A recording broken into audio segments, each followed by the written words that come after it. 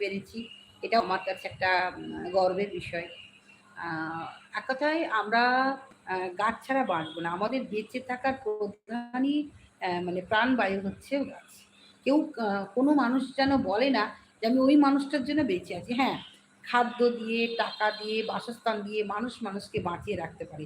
কিন্তু মানুষের বেঁচে থাকার প্রধান হচ্ছে, আমার যদি এটা তুমি চেপে মানে আমি যদি এটাকে চেপে আবদ্ধ করে দিই কিন্তু আমি মরে যাব।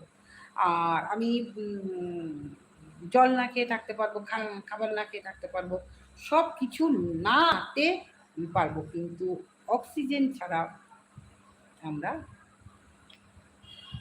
কিছুতেই কিছু।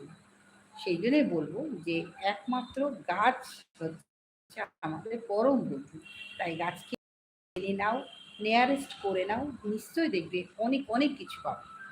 আমি বারবার বলি, বারবার বলি, মানে বারবার কেন, আমি হাজারো বার বলবো, লক্ষ বার বলবো, কোটি বার বলবো, একটা কথাই বলবো যে তোমরা যে যে পজিশনে আছো, স্টুডেন্ট বলো, বয়স্ক মানুষ বলো, মাঝবয়সী বয়স্ক বলো, বা ছোট মানে বলো, মানে অ্যাকচুয়ালি ফাইভে উঠলেও গাছ লাগানো যায়।